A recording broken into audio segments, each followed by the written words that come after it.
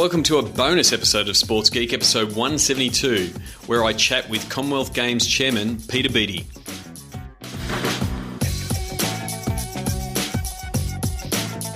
Welcome to Sports Geek, the podcast built for sports digital and sports business professionals. And now, here's your host who is happy with his fantasy squad, for now, Sean Callanan. Thanks, DJ Joel. Yes, I'm happy with my fantasy squad for now. My name is Sean Callanan, and you are listening to Sports Geek. This is a bonus episode. Normally, podcasts will come out on a Monday, but we're bringing this one out especially on a Friday, Australia time, because there is a special ticketing announcement that will happen in the interview with Peter Beattie from the Commonwealth Games, and it's related to when the announcement happens. So on Monday, the 20th, the last ticketing release happens. So if you are in Australia, have a listen to this. The Commonwealth Games are coming to Gold Coast 2018. Check it all out. All the ticket sales have been going terrific, so the last ticket release will happen on November 20 at 12 o'clock. So have a listen to this episode, this chat with Gold Coast Commonwealth Games Chairman Peter Beattie.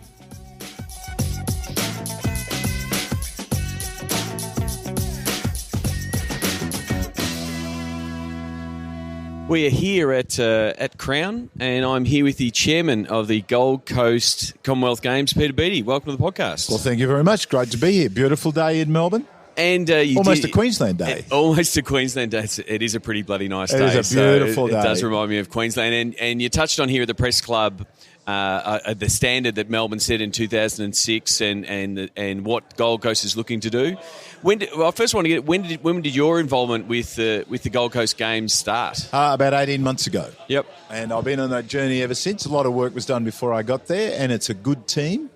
Melbourne, as you quite correctly say, in 2006 established the benchmark. Yep. And we've had Ron Walker and John Hunden, who were involved in those games, who've been giving us advice, being supportive. Our view is if we can go anywhere near to matching the games in Melbourne, then we'll be delighted with the outcome. They were great games and set the benchmark. And some of the questions here at the press club today were about, a common one around major events around, well, you put in these facilities, and we've seen it in, the Rio and that kind of thing, and they're not being used. What are you putting in infrastructure-wise in the Gold Coast, and what's it going to be, that legacy piece? Well, the key thing is all our venues are already finished, so we won't have the delays that happened in Rio. We're putting our overlay in now, but we have all the venues, all the sporting venues are finished, as is the village, the Athletes' Village. So that's one good thing. Secondly, we are making sure that they are community events, so the community are involved in using them, and they already are. Thirdly, the venues will be used for different purposes. Some will go back to what they were, an AFL venue, a National Rugby League venue. There'll be one used as a soundstage for making movies. The village itself. I think it's the squash courts and the boxing's then going to be used by movie makers for the next Avengers film. That's right. What an appropriate way to use a venue. You're absolutely right. And the village itself and the parklands, well, it'll be used as a health and knowledge precinct, so research in partnership with the university and local hospitals. There'll be no white elephants. The hockey facility that's been built, the new one, that'll be used for hockey. Bowls are the same. So there will be no white elephants. These will all be community venues or used for multi-purposes. And from a ticketing point of view, tickets have been going gangbusters. There will be a date coming up where there will be some tickets becoming available. That's right. In fact, what's happened is because the Commonwealth Games federations or associations from around the Commonwealth, the 70 nations, they have to return tickets they don't use. That's about to happen. And inevitably, not everyone takes their allocation. Those good tickets will go on sale midday on November 20. So if you missed out on the ballot, go online on the 20th, because first in, best dressed. And what I did love today is seeing, legends of Australian sport with, Kathy Freeman and the passion of Steve Monteghetti, a Ballarat boy like myself. You can see the quality. But also, he was ready to throw down with anyone that was going to argue against the Commonwealth Games. That camaraderie and that passion, that's just driving the whole organisation. It is. There is so much unity, so much passion, so much commitment, because people realise these games not only showcase Australia, and this is an Australian event being held in the Gold Coast, but they showcase Australia to 70 nations and territories, 1.5 billion people, a third of the world. But they're also an opportunity to inspire another generation of young athletes who in turn will inspire others. So this is why these events, the Commonwealth Games, are so important. And then the other part of it was also, listening to netball being it's their pinnacle, and they get, it's the time that they do get to mix and meet the swimmers and the athletes and that kind of thing. So it is that experience that hopefully someone, I think Kathy Freeman sort of said that she was lucky enough to be on a team with Debbie Flintoff-King, her hero. Great stories. And then that became her career. And Mona meeting, Thorpe's mum on a bus. Oh, what's your son do? Oh, he's going to swim. Yeah. Right? And they're the kind of stories that are going to come out of the Com Games next year. But not only that, they'll make a whole lot of news stories. Because these will be the new heroes. One of the things, and I thought Kathy Freeman was just fantastic, but one of the extraordinary things was when she went to Victoria, that's when she, in fact, became an international legend. And that happened at the Commonwealth Games. We all know her for her brilliant performance in Sydney. Yep. But the Commonwealth Games were the ones where she first came to the attention of all Australians and to the world. That is what the Commonwealth Games can do. It can build the future heroes, the future Olympians. They've got to start somewhere. Yep. And that's why the Commonwealth Games are so important, not just in terms of current athletes, but future athletes. And your advice to people who are looking to come to the Gold Coast, what do you think they'll be getting next April? They'll be getting a world-class event with the best athletes in the world, and they're going to see a huge amount of competition. You're going to have great runners out of the Caribbean, Africa, and, of course, out of the UK. The UK is sending, well, they break up into England, Scotland, Wales and Northern Ireland, but they're sending a great team. It's going to be after the Ashes, so there'll be a bit of rivalry, so there'll be a bit of pom bashing going on. So, look, frankly, they'll have a great experience. They'll be seeing the best in the world. They'll have great transport systems, and they're going to enjoy a safe environment. One of my first sports memories, being a child of the 80s, was the 82 Commonwealth Games in Brisbane. Young. I do look too young, and I try to keep that quiet on the internet.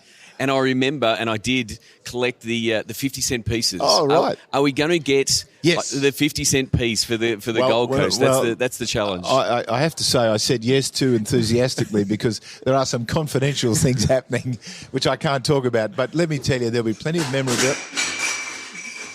You can see that announcement was accompanied by a real crash. Yeah. No, but there's going to be there are going to be a lot of memorabilia, and coins will be part of it. Oh, that'll be terrific. I can't tell you any more than that. I think I held on to those coins until my early 20s, and then one day I needed beer money, and they donated to a slab. So thank you very much for coming on the podcast. That's all the pleasure. best for Gold Coast 2018. All right, mate. Thanks for having me. All the best. Cheers. Want to start driving more revenue from digital? Go to sportsgeekcampaigns.com.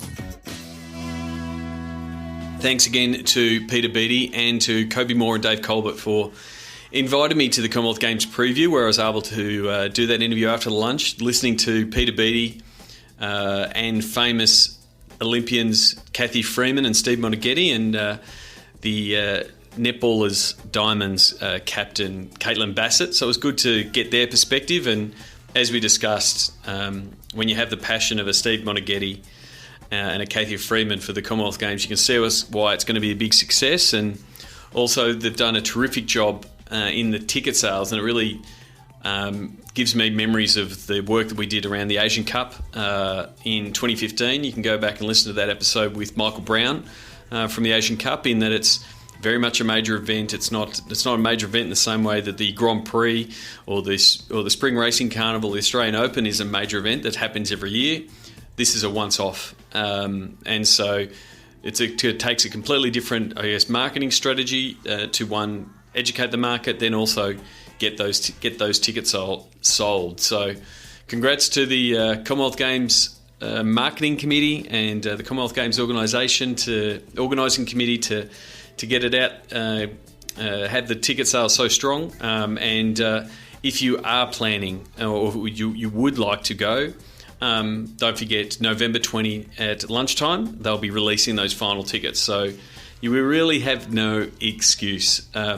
Also, if you want to hear more from Peter Beattie, you can listen to Dave Colbert on their podcast, Gold Coast Gold. He features on episode 23 in that one. If you want to dive even deeper into the Gold Coast Commonwealth Games. But you can follow all of the handles as GC 2018 are the handles to keep an eye on that. So until next episode, which will come out on Monday, my name is Sean Callanan, and you've been listening to Sports Geek. Join over 1,000 sports business executives in Sports Biz Slack. Go to sportsgeekhq.com/Slack. Please leave an iTunes review for Sports Geek. Go to sportsgeekhq.com/iTunes. Find out how to drive between $8,000 and $30,000 in profit for each digital campaign you sell sponsors. Check out sportsgeekcampaigns.com. Just like Jimmy Butler, you can call Sean anytime at 614-407-0407-200.